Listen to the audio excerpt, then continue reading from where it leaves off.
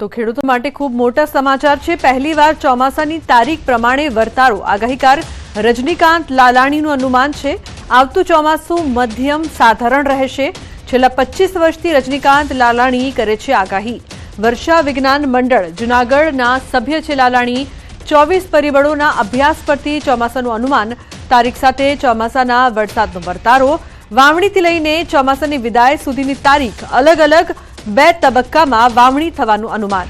તો શ્રાવણ મહિનામાં વરસાદની સંભાવના નહીવત। વાવણી બાદ એકાદ મહિનો ખેંચાઈ શકે છે વરસાદ। આખા ચોમાસામાં કુલ 43 દિવસ વરસાદ પડવાની શક્યતા। 25 જૂનથી 28 જૂન દરમિયાન પહેલી વાવણીનું અનુમાન છે। તો 2 થી 17 જુલાઈ દરમિયાન બીજી વાવણી થઈ શકે છે। 2 થી 17 જુલાઈમાં અતિવૃષ્ટિનું પણ અનુમાન છે। તો 11 થી 30 સપ્ટેમ્બર દરમિયાન પણ અતિવૃષ્ટિનું અનુમાન છે। 22 ઓક્ટોબરથી ચોમાસાની વિદાયની શક્યતા છે। તો ચોમાસામાં પાછોતરા વરસાદના પણ એંધાણ છે। ભાદરવો આસો મહિનામાં વધુ વરસાદની શક્યતા। એકંદરે ચોમાસું 12 આની થવાની સંભાવના। તો જૂનમાં વરસાદની સંભવિત તારીખ 25, 26, 27, 28 અને જુલાઈમાં 2 અને 3, જ્યારે 6 થી 15 અને 17 ઓગસ્ટમાં 23 થી 26 સુધી વરસાદ સંભવ છે। સપ્ટેમ્બરમાં જળ હોનારતની પણ સંભાવના। 3 થી 8 સપ્ટેમ્બરમાં વરસાદની શક્યતા। 11, 12 તથા 18 સપ્ટેમ્બરમાં પણ વરસાદ। તો 21 થી 30 સપ્ટેમ્બર દરમિયાન પણ વરસાદ સંભવ। 1 થી 3 ઓક્ટોબર, 17 થી 20 ઓક્ટોબર વરસાદ સંભવ।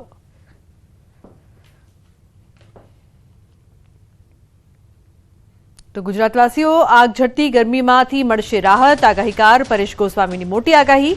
આવતીકાલથી ગરમીમાંથી આંશિક રાહત મળશે। 11 થી 15 એપ્રિલ સુધી તાપમાન 40 ડિગ્રીની નીચે રહેશે। 5 દિવસ ગરમીથી આંશિક રાહત મળશે। આવનારા દિવસની અંદર હવામાનમાં એક મોટો પલટો આવે તેવી શક્યતાઓ છે। હવામાનમાં ઘણા બધા ફેરફારો થાય તેવી શક્યતાઓ છે। બંગાળની ખાડીની અંદર અત્યારે એક હળવું દબાણ રચાઈ રહ્યું છે। એ સાથે ઉત્તર ભારતના ભાગો ઉપર સાયક્લોનિક સર્ક્યુલેશન બની રહ્યું છે। આ બંને પરિબળોને કારણે ગુજરાતના તાપમાનની અંદર ઘટાડો થાય તેવી સંભાવનાઓ છે। આવતીકાલે 10 એપ્રિલે 2 થી 3 ડિગ્રી તાપમાન નીચું આવે તેવી શક્યતાઓ છે। અને 11 એપ્રિલ 2025 થી લઈને 15 એપ્રિલ 2025 નો સમય હશે। એ દરમિયાન રાજ્યના 80 થી 85% વિસ્તારોની અંદર તાપમાન છે તે 40 ડિગ્રી કરતા પણ નીચું આવી જશે। એટલે તાપમાનની અંદર આપણે એક મોટી રાહત મળે તેવા સમાચાર છે। કેમ કે સરેરાશ જોવા જઈએ તો 29 માર્ચ 2025 થી આજે 9 એપ્રિલ 2025 દરમિયાન કન્ટિન્યુ આપણે 40 ડિગ્રી કરતા પણ જે ઊંચું તાપમાન જોવા મળ્યું છે। 12 થી 13 દિવસ સુધી કન્ટિન્યુ આપણે હીટવેવનો રાઉન્ડ જોવા મળ્યો અને આ ઊંચા તાપમાનમાંથી આપણે આવનારા 5 દિવસ દરમિયાન મોટી રાહત મળે તેવી શક્યતાઓ છે। તો રાજ્યમાં ઉનાળાની શરૂઆતની સાથે જ કાળઝાળ ગરમીની શરૂઆત થઈ ગઈ છે, જેના કારણે રોગચાળો પણ વકર્યો છે। છેલ્લા એક સપ્તાહમાં ઝાડા ઉલટી, મલેરિયા, ડેન્ગ્યુ તેમજ ડિહાઇડ્રેશનના કેસ નોંધાયા છે। સોલા સિવિલ હોસ્પિટલમાં છેલ્લા એક સપ્તાહમાં 11,790 ઓપીડી નોંધાઈ છે। તો મલેરિયાના શંકાસ્પદ 251 કેસ નોંધાયા। ડેન્ગ્યુના શંકાસ્પદ 76 કેસ નોંધાયા છે। ગરમીના કારણે ઝાડા ઉલટી, ચક્કર આવવા તેમજ ડિહાઇડ્રેશનના કેસીસ વધ્યા છે।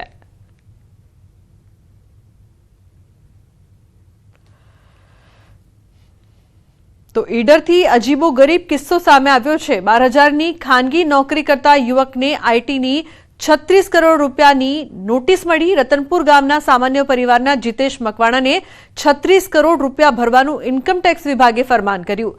નોટિસ અનુસાર જીતેશ મકવાણાને જીકે એન્ટરપ્રાઇઝ નામની પેઢીથી કરોડોનો વ્યવહાર થયો છે।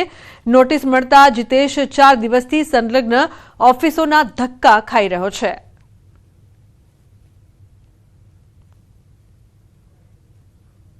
તો ફિક્સ પેના કર્મચારીઓને સરકારે આપ્યા છે સારા સમાચાર। ફિક્સ પેના કર્મચારીઓના ભથ્થામાં વધારો।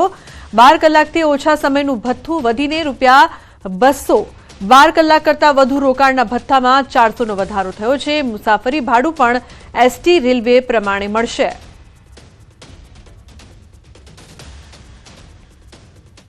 ધારાસભ્યોને મત વિસ્તાર દીઠ ફાળવવામાં આવતી ગ્રાન્ટમાં 1 કરોડ રૂપિયાનો વધારો। હવે 1.50 કરોડ રૂપિયાના બદલે 2.50 કરોડ રૂપિયા વિકાસ કામો માટે અપાશે।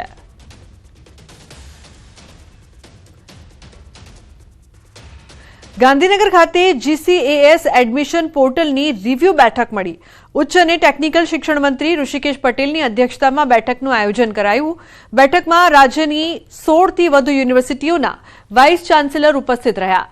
કોલેજ એડમિશન માટે રાજ્યના કોઈપણ વિદ્યાર્થીને હાલાકી ન પડે તેનું ખાસ ધ્યાન રાખવા સૂચના અપાઈ. પોર્ટલ માટેની પ્રવેશ સલાહકાર સમિતિની ભલામણોની પણ વિગતવાર સમીક્ષા કરાઈ છે. અગાઉ મિટિંગ કરી હતી, એની આજની રિવ્યુ બેઠક હતી કે જે મુશ્કેલીઓ પડી હતી એનું તમામનું સમાધાન હવે પછી ક્યાંય નાની મોટી મુશ્કેલી ના પડે એના માટેની રિવ્યુ બેઠક હતી અને એ તમામ બાબતો આપણે સુધારી છે.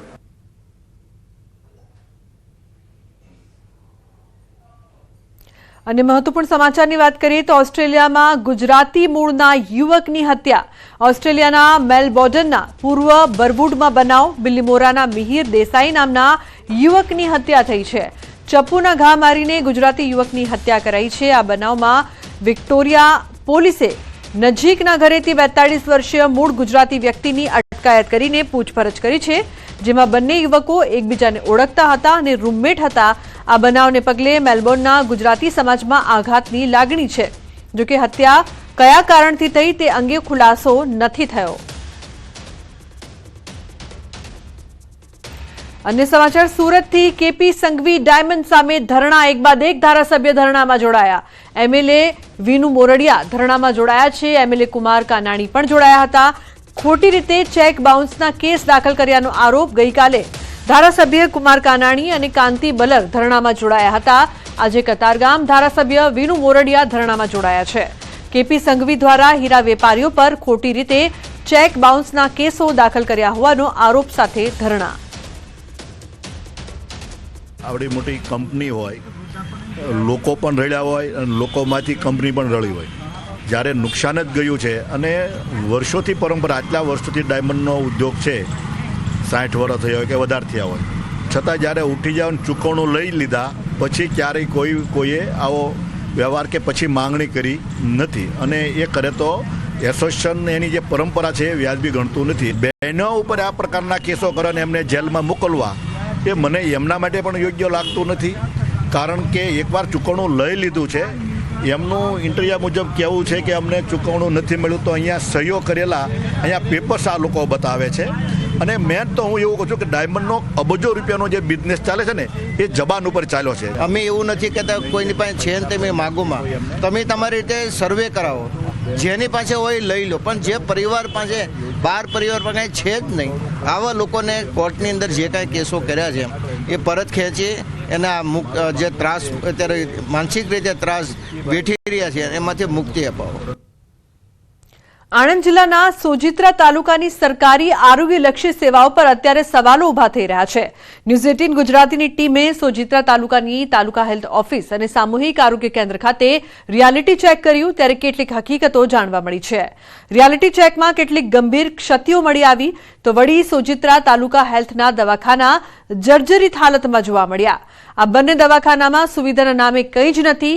અહીં એક્સરે મશીન ધૂળ ખાતી નજરે પડી તો અહીં કામ કરતા કર્મચારીઓ ફરજ પર હાજર નહોતા.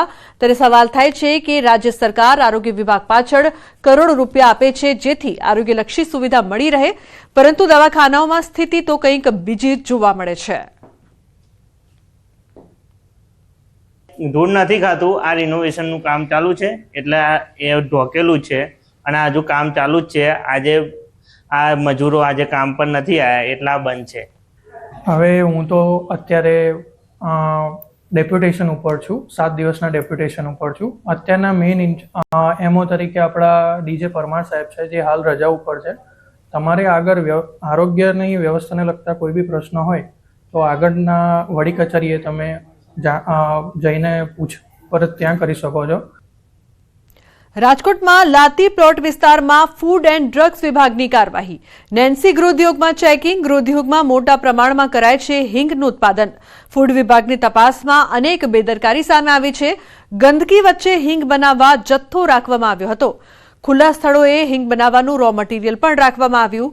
ફૂડ વિભાગે 110 કિલો હિંગનો જથ્થો સ્થળ પર જ નાશ કર્યો.